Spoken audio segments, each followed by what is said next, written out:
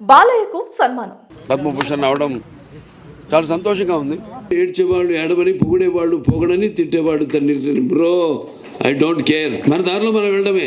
నటసింహం నందమూరి బాలయ్యకు సినీ రంగానికి, రాజకీయ రంగానికి చేస్తున్న కృషికి కేంద్ర ప్రభుత్వం పద్మభూషణ్ అవార్డు ఇటీవలే ప్రకటించిన సందర్భంగా ఆయన బసవతారకం క్యాన్సర్ ఆసుపత్రికి చేస్తున్న సేవను గుర్తు చేస్తూ బసవతారకం ఆసుపత్రి సిబ్బంది బాలయ్యకు ఘనంగా సన్మానం చేశారు.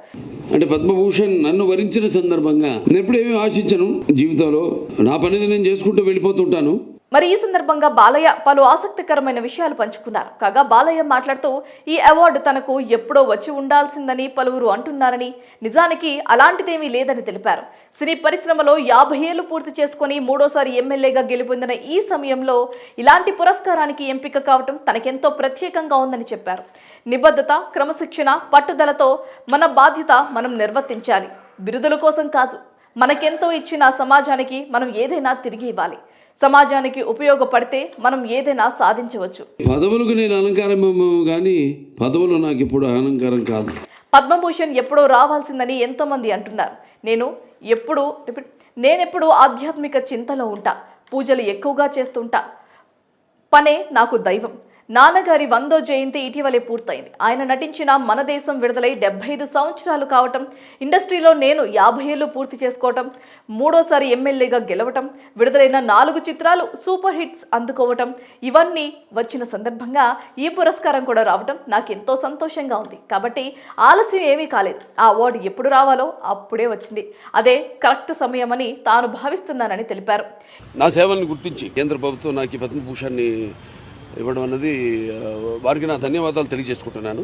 ఇక ఎంతో మంది నటీనటులు కొన్నేళ్ల పాటు లైట్లంలో ఉండి ఫేమ్ తగ్గగానే ట్రాక్ మారుస్తారు.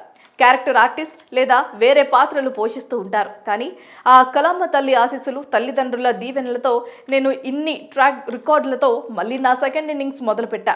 ఈ పురస్కారం నన్ను వరించడంపై అభిమానులు, తెలుగు సినీ ప్రేక్షకులు ఎంతో ఆనందం వ్యక్తం చేస్తున్నారు. ఇది తమకే వచ్చిందని భావిస్తున్నారు. ప్రేక్షకుల నుంచి అంతటి ప్రేమ అభిమానాలను పొందటం నిజంగానే నా పూర్వజన్మ సుకృతం. జీవితంలో ఎన్నో అవాంతరాలు ఎదురైనా, ఎవరు ఎన్ని అనుకున్నా మనకు నచ్చిన విధంగా ముందుకు సాగిపోవాలి. బసవతారకం క్యాన్సర్ ఆసుపత్రికి చైర్మన్గా బాధ్యతలు చేపట్టి త్వరలోనే 15 ఏళ్ళు అవుతోంది. అందుకు సంతోషంగా ఉంది. మరి ఈ ఆసుపత్రి ఇంతటి పేరు ప్రఖ్యాతలు అందుకుంటుంటే అది అందరి సమిష్టి కృషి అని బాలయ్య తెలిపారు. ఈ సందర్భంగా బసవతారకం ఆసుపత్రి డాక్టర్లు, సిబ్బంది మాట్లాడుతూ బాలయ్య గొప్పతనాన్ని, మంచి మనసును కొనియాడారు. బాలయ్యకు పద్మభూషణ్ అవార్డు వచ్చిన సందర్భంగా సన్మానం చేయడం తమకు ఎంతో ఆనందంగా ఉందని, ఇలాగే ఆయన ఆసుపత్రికి సేవ చేస్తూ సినీ రాజకీయ రంగాల్లో ఎన్నో అద్రోహాలు అధిరోహించాలని కోరారు.